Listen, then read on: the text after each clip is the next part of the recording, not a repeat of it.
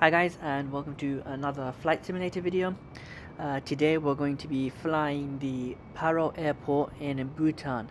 Now this airport is known to be one of the most dangerous ones in the entire world, and only a very few pilots are allowed to actually land here. This is continuing the videos that I've made recently with landing challenges. I've been trying to land at quite a lot of tricky airports instead of the usual filming flights from one country to another country. As fun as they are, they can get a bit boring and repetitive. So I'm just trying new things out here. And as you saw right now, I've had to make a very sudden right bank to avoid the mountains, and it's even worse because for some reason my speed does not go high, especially when I'm 11,000 feet high up in the air.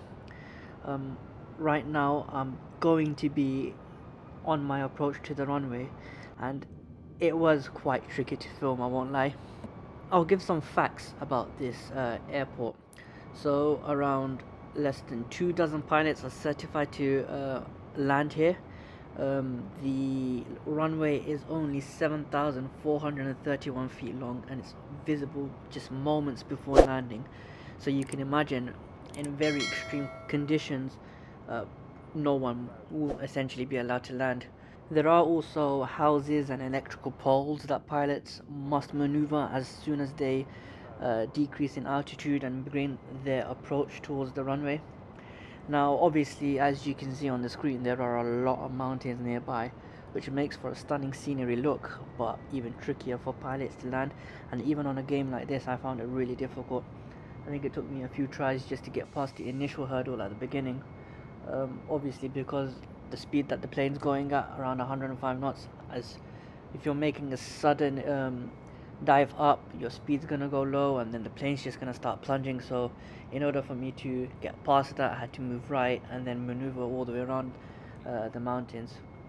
Runway wise, you can take off and land in both approaches. I think this is a bit opposite compared to the Lukla one that I did in Nepal, which was my last video. I think that one, I think it's only one way you can land in.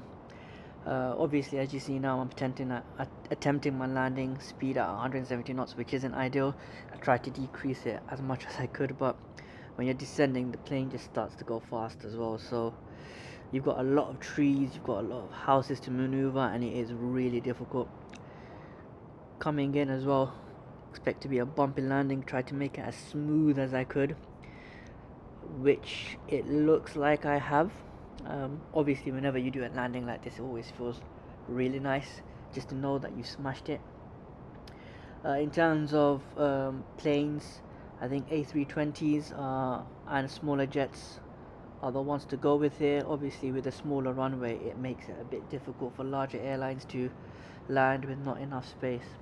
Only two airlines fly to Paro International Airport, so it's the state-owned Drukair, also known as Royal Bhutan Airlines, and there's a lot of military planes that tend to land here as well. It was initially built as an airstrip for on-call helicopter operations by the armed forces, but obviously now it's used as a civilian airport as well. That's all for today's video. Hopefully you enjoyed watching this. I'll try and find more airports to land at. It's quite fun making these videos, so thank you for watching. Please leave a like and subscribe, which would mean a lot to me. Trying to reach 250 subs, so hopefully one day I can get there. That's all. Thanks.